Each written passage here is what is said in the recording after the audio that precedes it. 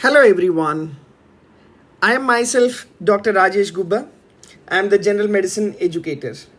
So, as a part of the daily quiz discussion on Telegram, so this is the quiz I am about to discuss, the one which I have posted on 2nd of May on my Telegram channel, that is Medicine Made Easy by Dr. Rajesh Gubba.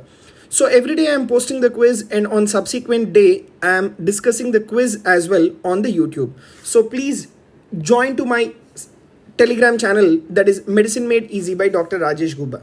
So the first question is, all of the following parameters are included in ABCD2 score except age of the individual more than or equal to 60 years, 1 point, diastolic blood pressure more than 90, 1 point, diabetes, 2 points, speech involvement, 1 point. So what you have to understand is that you take all the options which have been given, that is age, diastolic blood pressure, and as well as diabetes and speech involvement. All of these are present in the ABCD2 scoring system. But if you take the score for diabetes, like we don't give 1 point, we don't give 2 points. For diabetes, what we give is only 1 point. So the answer is C here. Now let me just discuss in detail about this entire ABCD2 scoring system and what is the importance of that. Let me tell you. So A stands for age of the individual. If it is more than or equal to 60 years, 1 point. Systolic blood pressure more than 140 and diastolic blood pressure more than 90, give a score of 1 point. And the clinical features in the form of unilateral weakness, give a score of 2 points. And if there is speech disturbance, give 1 point. Duration of the individual more than 60 minutes, give a score of 2 points. Or if the duration of the weakness, if it is 10 to 59 minutes, then it is 1 point. And if the individual is diabetic, then you need to give a score of 1 point. So this is what is your ABCD2 scoring system. So for diabetes, like what we give is only 1 point. Now what is the importance of this? This particular ABCD2 scoring system, it is the one which is mainly calculated for the transient ischemic attack.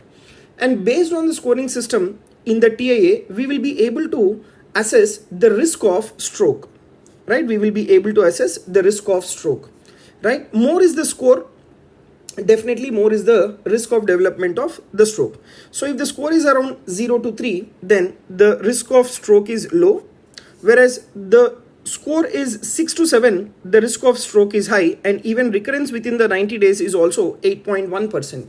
And apart from this ABCD2 scoring system, we also have what is called ABCD2I. What is this ABCD2I? The word I stands for the imaging. If the MRI shows acute infarction on diffuse weighted images, or CT scan shows acute or old infarction, then you need to give a score of 3. So that is what is called as ABCD2I. So I hope this might be the new point for you, that is ABCD2I. Now after having discussed about the first question, now we'll move on to the next. How much decrease in blood to the brain is required to cause ischemia without infarction?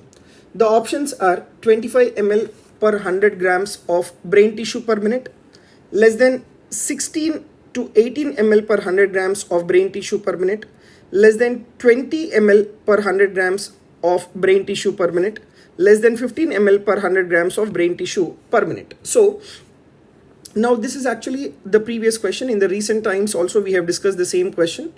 So the answer is C, that is less than 20 ml. Now let me just quickly tell you when the brain will have an infarction or when the brain will completely die. That is what should be the blood supply.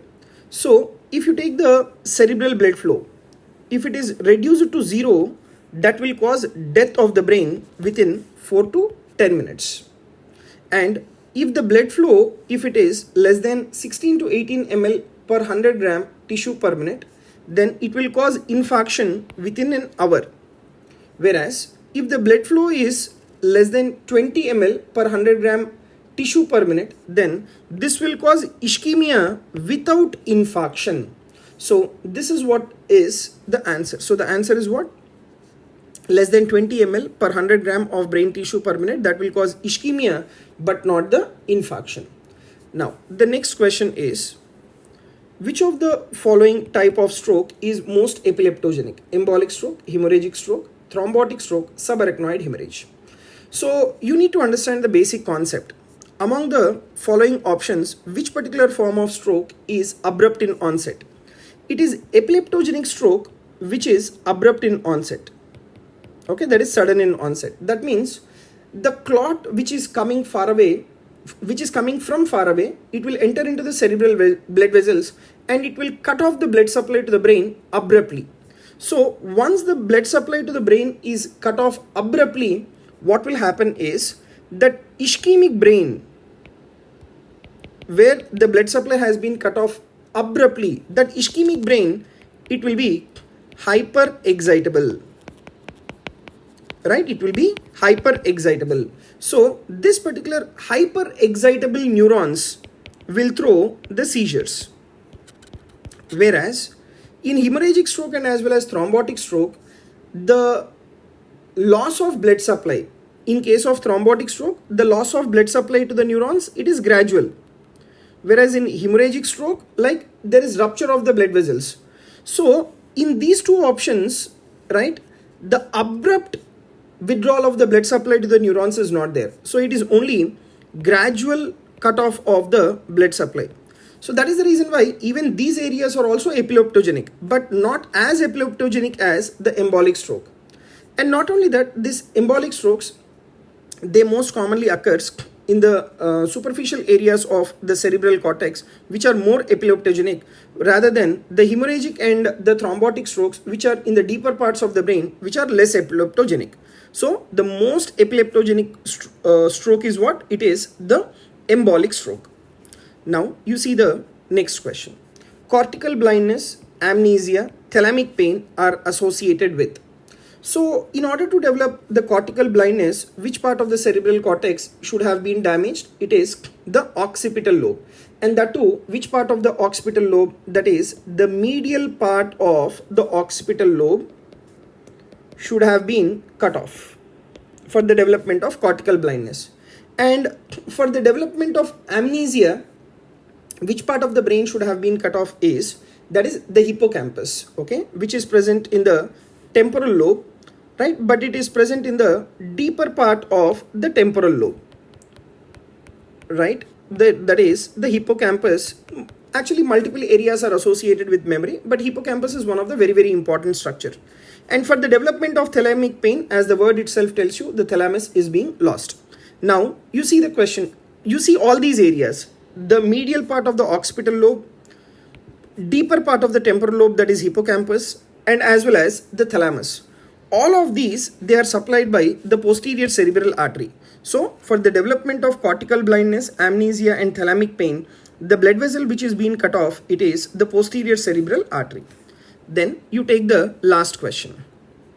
Prosopagnosia is due to lesion in temporal lobe, prefrontal lobe, occipital lobe, the parietal lobe. Now first of all, what is prosopagnosia? See, prosopagnosia, it stands for inability to identify, right, inability to identify the familiar faces, right, inability to identify the familiar faces. That is what is called as the prosopagnosia.